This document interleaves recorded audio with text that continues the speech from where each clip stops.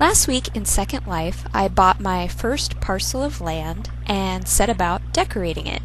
I decided to build a small house and add some other nice little features in the front, including this fountain, because I like the sound of running water. And then up over the hill to the right, I also have a tree with a swing set, which is really nice because while I'm swinging, I can actually look over the bend and see a small waterfall that cascades down from my property into my neighbor's. I also built a small greenhouse. My property can hold 117 prims, and the way you should think about prims, if you are new to this, is a prim is an object. And so 117 is pretty good, but certainly not enough to build a huge house. So I decided to go really minimalistic and build a nice greenhouse with windows for walls so I could see all around and enjoy the view. Now I'm going to do a little bit of an aerial tour around the house so you can see that I've dropped some trees behind it and trees on the other side, and so you kind of have a good idea of what my property looks like. Now you'll notice, or you might not realize, there's one thing I think that's missing, which is a little bridge over the waterfall. So what we're going to do today is we're going to talk about building in Second Life, and what I'm going to be building is a small footbridge for my property. So unfortunately, the menus are going to be impossible to read, so I apologize already for the quality, but I'll do my best to walk you through it.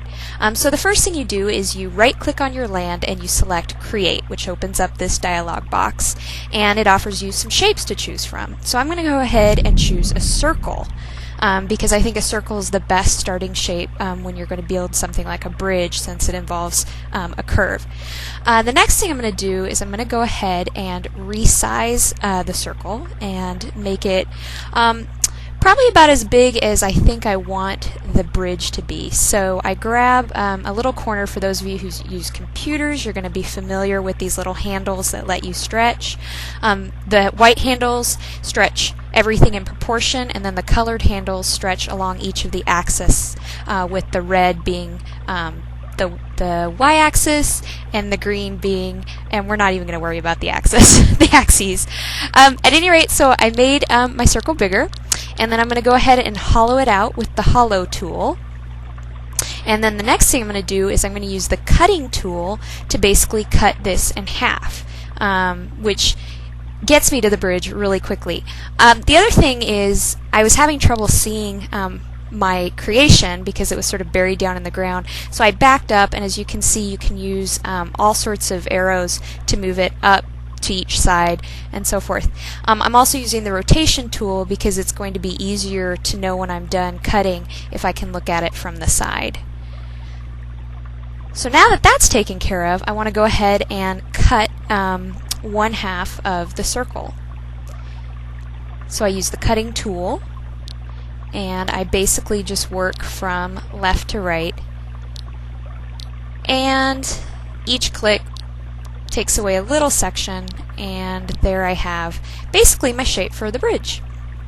So now the next step, now that I feel pretty good about the basic shape, is to sort of get it into place, see if it is the right size for where I want to place it.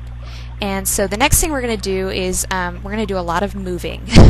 So moving in the game's interesting. You have to use a combination of moving your camera as well as moving the object to keep track of where it is. And so when I'm working with moving something sort of from the side, I kind of stand to the side, and then if I want to turn it and see it from another angle, then I actually move around in order to move the camera. You don't have to. You can sort of just move the camera on your own if you want, but I like that first-person perspective, so I tend to move myself. We'll go ahead and rotate it to see if it's a good size to cover the water, and then drag it over until I'm feeling like I have it kind of in the right spot. So the first thing I noticed was it was definitely too short, so I wanted to go ahead and stretch it across the water. And so I'm going to move to a place where I can get a nice sort of sideways view to make sure it's touching both sides of the land. And then actually probably I'll want to move it down as close to the water as possible, but I want to make sure it's on my property. One of the easy things to do is to select Show Property Lines, and so that lets me know exactly where I can build. You'll see the green line lets me know that that's a place where I can drop because it's within my boundaries. And so I'm going to go ahead and move it as far down to the water as possible, and then drop it. And now it's time to stretch. So I'm going to kind of head around. I'll get an upper view, and then I'll select the stretch tool and stretch it out across the water. As you can see, the crafting is very, very sophisticated. Your ability to do shapes, your ability to position, size, carve is extraordinary. I chose something extremely easy for this video just because I wanted to make sure that, one, I was successful in building it, and two, it didn't go on for too long. So here's where I get sort of finicky. I wanted to make sure that the bridge was sitting within the land, and so there's that little divot there. So one of the things I'm doing is I'm actually editing my land, so it's basically landscaping. So what I'm going to do is sort of raise up the land on each side of the bridge and then maybe flatten it out a little bit. That's really awesome. It gives you the ability to create hills and steps and all sorts of different types of things, especially if you want to plant, create a garden. It just gives your land some personality. And as you can see, I now have a bridge over my little body of water. So we'll go ahead and test it out. Looks like maybe I would benefit from putting some handrails so I don't fall off. And there you go. There's one last detail though. You'll notice that the material that my bridge is made out of really doesn't go with the rest of my property. So the final thing I'm going to do is I'm going to go in and choose a texture for the bridge that matches the other two items, the swing set and the fountain. And the texture I had used for those was called Old Wood, which was in a library of textures that everybody gets when they join Second Life. So I go ahead and I select my Old Wood, and I close everything out. Let's go ahead and take the property lines down so I can get a cute view of all my work.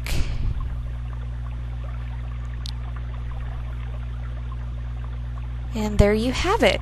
This is my property all done. I've got everything just the way I like it, and I might keep it that way for at least a week until I decide I want to get in there and just build all over again. And that is crafting in Second Life, as well as the